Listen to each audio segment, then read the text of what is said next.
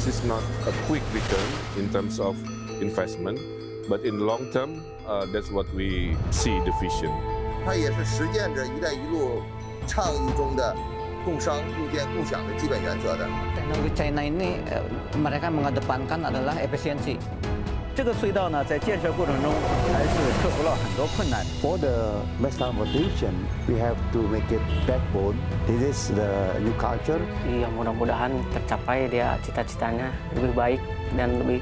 Kereta cepat ini menjadi tahapan kita Indonesia dari negara berkembang menuju ke negara maju.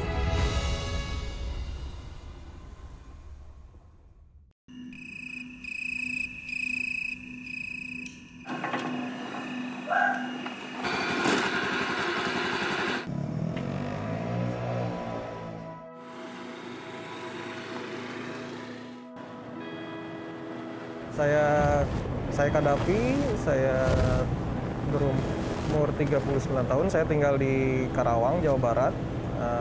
Saat ini saya bekerja di Jakarta, di sebuah perusahaan swasta. Pertama saya dari rumah, naik sepeda motor ke stasiun Cikarang. Rumah saya di Karawang.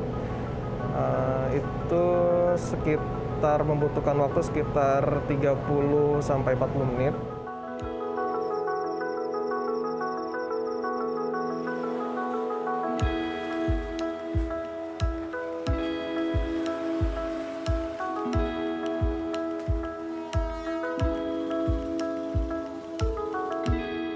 We met Kadapi at the Cikarang train station a little after 4 in the morning.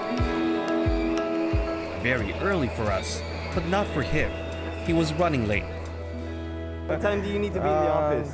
Seharusnya sih sudah berangkat jam kereta pertama tadi itu jam 4.13. Tapi kalau naik kereta yang kedua pun 4.28 saya masih. So how long is the whole journey? Around almost 2.5 hours? 2.5 until 3 hours. Wow, Yes. that long. Yeah, this is hard, but ini harus saya lakukan.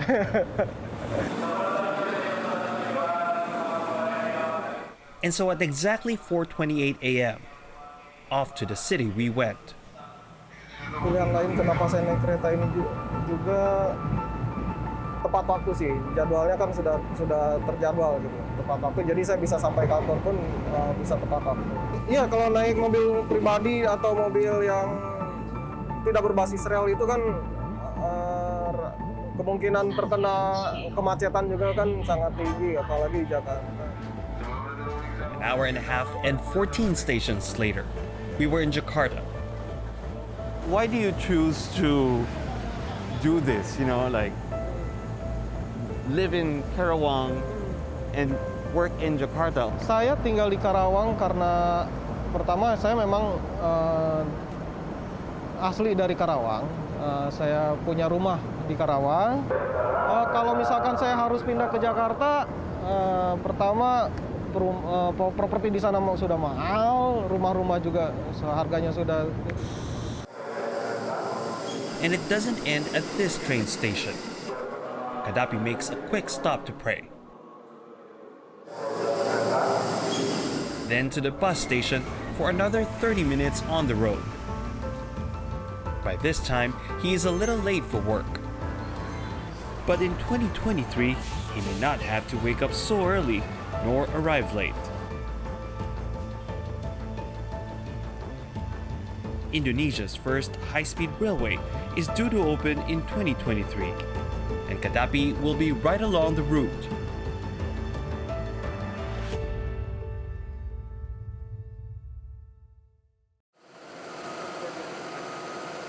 A month before the G20 summit in Bali, Indonesia, this station, at one end of what will be Southeast Asia's first high-speed rail, is almost ready for showcase. The entire track that runs from Jakarta to Bandung is 142 kilometers long. It is a relatively short distance, especially when measured against high-speed railway routes in other countries. China has some 40,000 kilometers of it. But traffic in Indonesia is notorious. A novelist famously wrote that people in the capital, Jakarta, spend 10 years of their life in traffic. And you only have to spend one morning on the road to believe it. Current travel time between Bandung and Jakarta is an average of 3 hours by car. The high-speed railway promises to cut that to only 40 minutes. Gaddafi says it's definitely an option worth looking into. Kalau misalnya perjalanannya lebih dipangkas, ya mungkin sekitar 1 jam lebih cepat itu sangat berarti bagi saya. Jadi saya bisa lebih menempatkan waktu 1 jam itu untuk keluarga saya. Kalau misalkan seperti itu dengan biaya yang sedikit lebih, mungkin lebih mahal sedikit dibanding biaya yang saya harus keluarkan sekarang, saya akan memilih itu jadi prioritas, kereta cepat tersebut. By providing another mode of transportation, Indonesian Transportation Minister Budi Karya says the government hopes to diminish the prevailing car culture. We have a problem who the people have money, first time is buy car. And they can go point to point. But for the mass transportation, we have to make it backbone. Name is high-speed train. That concept make it the culture, no traffic jam. Reduce the emission. Yeah, this is the new culture. Minister Karya says big cities like Jakarta have been moving in this direction, with ever-expanding bus, rapid, and subway transit systems. But the high-speed railway would connect towns and cities in the world's largest archipelago like never before. The plan to go all the way east to Surabaya, a 900-kilometer distance. Why start with Jakarta, Bandung, that route? We think big, we start small, but we focus. This is the philosophy, the project. How will this benefit, though, the ordinary commuter? They still living there in the center of Java, West Java, or East Java, in that city. Because very easy, go to the Jakarta and Surabaya. But the high-speed rail alone will not solve congestion. This, the governor of West Java, Ridwan Kamil, knows. It will be a combined strategy. Combination of high-speed train, combination of mobility culture, non-mechanical, and upgrading the public transportation within the internal. When I was a city mayor, I created a series of wider sidewalks, connecting bridges for people to walk. I created bicycle culture. A wide array of transportation options, similar to that of economically advanced countries like China. China, whose Belt and Road Initiative has arrived in Indonesia through the Jakarta-Bandung high-speed railway. That's next on the program.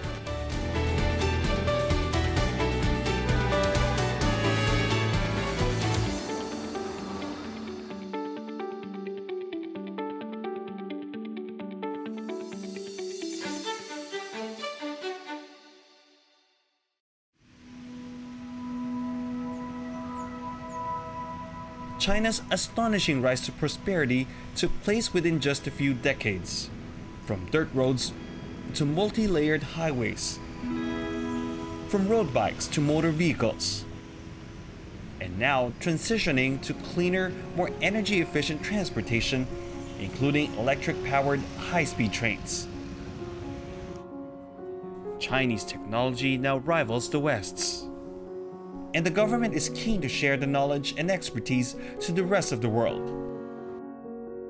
In 2013, President Xi Jinping unveiled the Belt and Road Initiative, an ambitious project that aims to connect China with the rest of Asia, Europe, and Africa through China-funded infrastructure and development projects.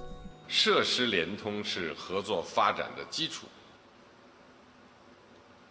我们要着力推动陆上、海上、天上、网上四位一体的联通，聚焦关键通道、关键城市关键项目，连接陆上公路、铁路道路网络、海上港口网络。Walking the talk, China launched the Asian Infrastructure Investment Bank, or AIIB, in 2015. In the same year, the Chinese president visited Bandung, capital of West Java in Indonesia. Soon after, the Indonesian government announced that Southeast Asia's first high-speed railway would be a joint venture with China.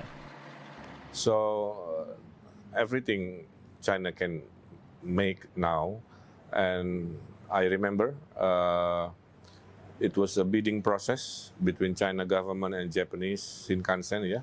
But China won because the affordability during that time.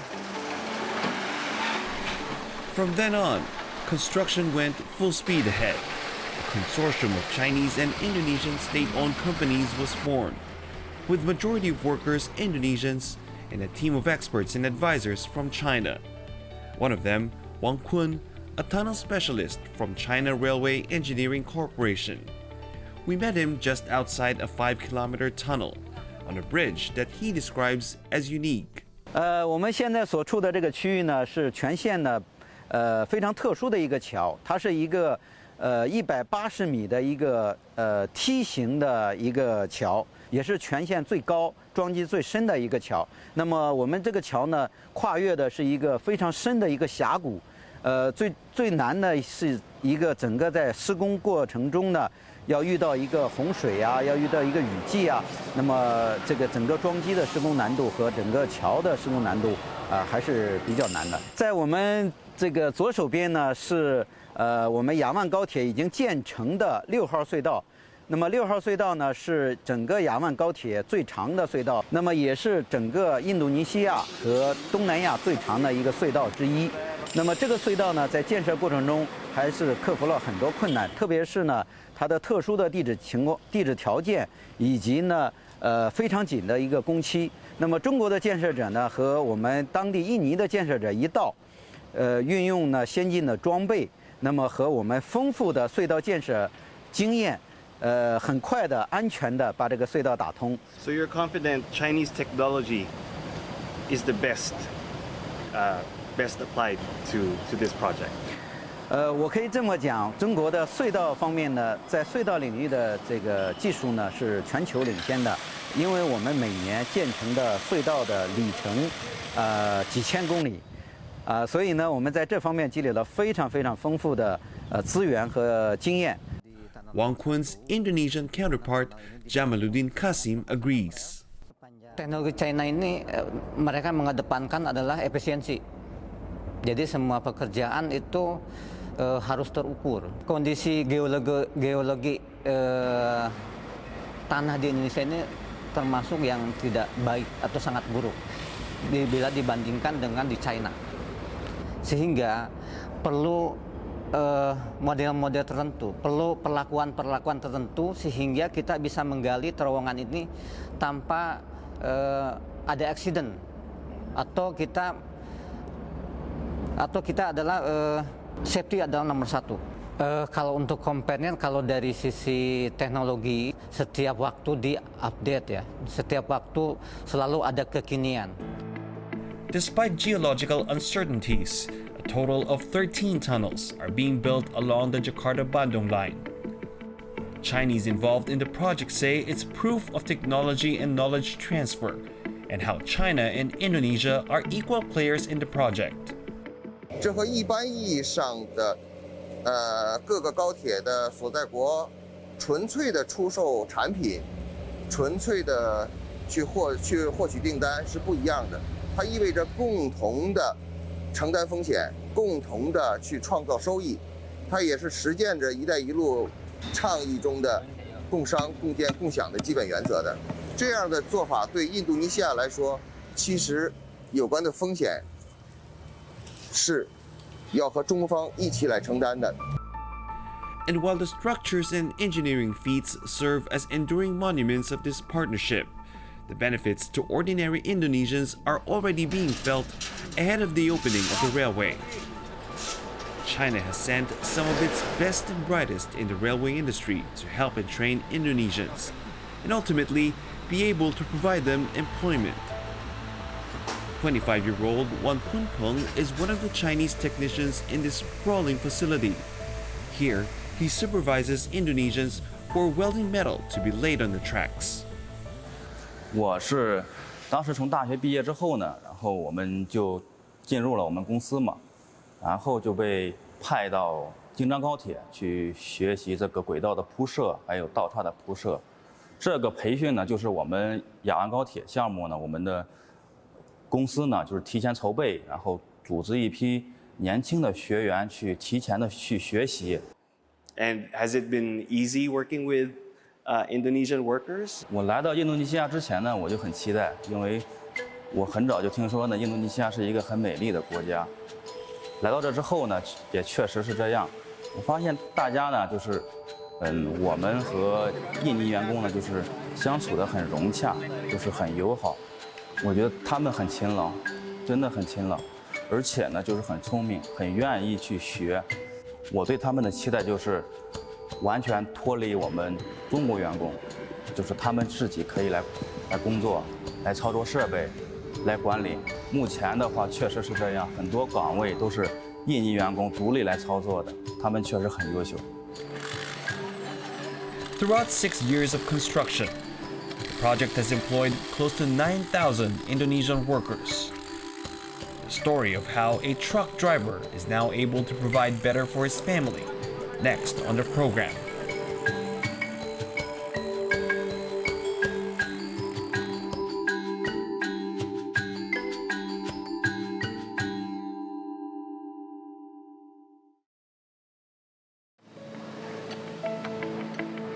Construction of Indonesia's high-speed railway began in 2016.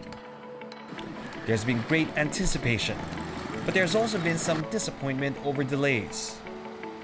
We learned the hard way. 6 years.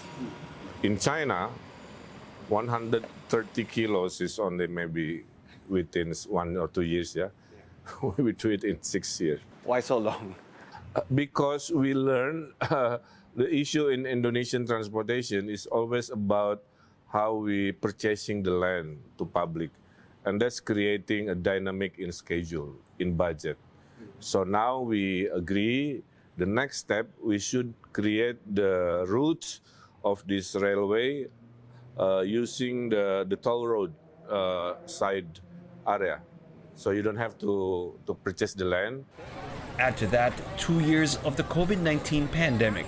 如果说它往后延期了，那么实际上就是像你说的，很多 challenge 的因素都在里头，特别是这个 pandemic， 既要控制疫情，防止感染，还要努力的推进施工。But while there are clearly drawbacks to such delays, 6 years of construction also means 6 years of employment for thousands of Indonesians. Topik Hidayat had been struggling to make ends meet for his family with only a part-time job as a truck driver. It's been like that, he says, since he was little.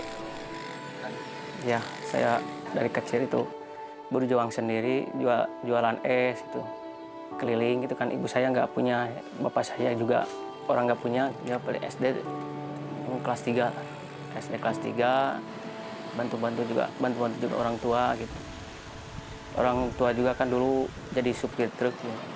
Kerjaan kalau jadi supir truk itu kan kadang-kadang ordernya kan kadang-kadang kalau susah ya susah, jadi nggak bisa jalan gitu. Kalau ada ya ada gitu. Jadi bos kalau punya order ya saya jalan, kalau enggak ya diam aja mobilnya juga gitu. Kalau sekarang di KCIC kan tiap hari kerja terus. How much has this improved the quality of life of your family? Ya perbedaannya lah jauh lah kalau yang sekarang gitu dari yang dulu gitu. Jadi saya bisa nyukupi keluarga saya sendiri gitu. Apalagi istri saya membantu dia dagang di sekolah gitu. Sangat membantu saya gitu. A small shop is what's called a warung in Indonesia. Topik's wife, Linda, had wanted to open one long ago, but had no means to do so. Belum, nggak ada modal. Itu juga ngumpulin sedikit-sedikit lah buat warungnya aja dulu. Kalau nanti udah punya modal, biasa kumpul-kumpul aja dulu gitu. Langsung buka warung kalau nunggu gajian lagi gitu. Perfect timing too, because her store is just across their village's primary school. The school moved here from a location that's now on the path of the high-speed train. As you can see, there are villages around this construction site. Now, along this whole stretch, there were also villages. So residents who were affected were compensated. And there was a school that was relocated, and new buildings were built. One of Topik and Linda's daughters, Bintang, now attends school here. The 6th grader says she wants to become a doctor someday. For now, though, being able to play football is what she likes best about her new school. Yang sekarang lebih luas, yang dulu itu gak luas saja, itu agak sempit. Is it easier for you to learn? Is it more comfortable for you to learn? Main bola sama bermain sama teman-teman. The school's headmaster, Asip Sumantri, says there was some initial resistance to the plan of the high-speed rail's contractor to move the school. But it wasn't long before educators and parents alike saw the benefits of a newer facility. Sekolah lama kita tidak memiliki yang namanya perpustakaan, library, nahef, terus lapangan seperti ini nggak ada. Dan alhamdulillah sekarang kita memiliki lapang, punya masjid, punya juga perpustakaan. Terus kelas juga sangat mendukung karena sangat representatif dan nyaman untuk belajar mengajar, dan juga di sini tempatnya di tengah-tengah kampung sehingga tidak terdengaran kebisingan dari kendaraan. Bintang's parents do see her learning better in the new facility. They now have higher hopes for her dream of becoming a doctor. Dia suka belajar sama teman-temannya di sini. Suka ngajak teman-temannya belajar di rumah gitu. Di rumah di sini. Dia suka ngajak teman-temannya belajar sama-sama. Seneng banget ya. Enak katanya. Sekolah di sana enak, pemasan. Iya, mudah-mudahan tercapai dia cita-citanya lebih baik dan lebih, ya kalau dia mau jadi dokter, mudah-mudahan jadi dokter untuk menolong orang lain gitu. Dan mudah-mudahan ada rezekinya gitu buat dia. A brighter future may now be a step closer. But here's what's making Bintang happy now. A motorcycle that her father could finally afford for her. Senang.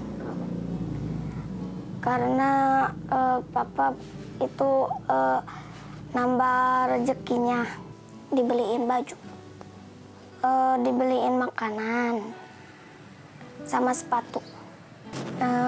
Teman-teman itu sudah bisa motor, nah terus Bintang diajarin sama papa buat bisa motor gitu, biar bisa ke mama gitu. A new motorcycle, a new store, a new school. All tangible fruits of labor and progress. But the joy of financial independence is priceless. More than just decongesting the country's roads, Indonesian officials predict booming economies around high-speed railway stations. Halim, the station closest to Jakarta, is itself a center of economic activity. It is the size of a small airport and will house shops, restaurants, and other basic and financial services. Okay, so where are we going? Where does this lift take us? Yeah, we go to the third floor of the first station for the high-speed railway in Jakarta. Dan di sini kita berada di lantai 3. Di sini kita punya ada 6 lane, 6 track. Kemudian nanti kereta juga akan ada di sini. Kemudian nanti menuju ke main line yang ada di belakang kita, menuju ke Bandung. Lokasi ini memang nantinya akan menjadi pusat untuk intermoda. Jadi di sini tidak hanya kereta cepat, tapi di sebelah sana nanti akan terkoneksi dengan LRT Jakarta, kemudian ada juga LRT Jabodebek, serta ada busway. Jadi area ini memang dibuat cukup besar, dimensinya panjangnya 400 meter, dan juga menjadi titik awal dari keberangkatan dari Jakarta menuju Bandung. Area platform ini merupakan lokasi tempat kita naik keretanya. Harapan saya adalah semua negara maju itu memiliki kereta cepat. Nah, kereta cepat ini menjadi tahapan kita Indonesia dari negara berkembang menuju ke negara maju. The development around the station is even more ambitious. Okay. And what about all this land here? What's going to happen here? So, in front of us there is TOD, transit-oriented development, including the apartment, hotel, Transit-oriented development. Okay. Yeah, apartment, Okay. hotel maybe, and then some commercial area, of course, and residence.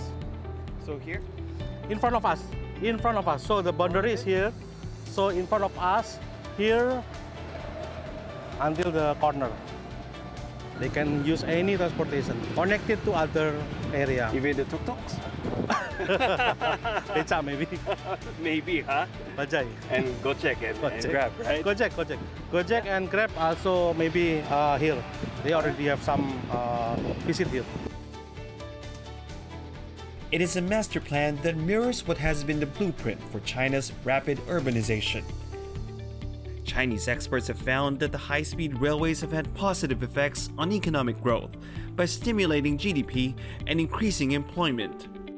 Add to this the many roads, subways, and airports, and you have one of the fastest-growing economies that the world has ever witnessed. Indonesia hopes to be able to do the same. So when we have this high-speed train, it will promote what we call it the new economic growth. Yeah, because within the stops of this high-speed train, we are agreed to plan a new town. So it's not just a means of transportation, of transporting people and goods, but also a means to create a series of new town development. Because we have to, what we call it, disperse, yeah, the density of Bandung. We know this is not a quick return in terms of investment, but in the long term, that's what we see the vision. A vision, a shared future between China and Indonesia and the rest of the region. One family, one school, one railway, and one city at a time.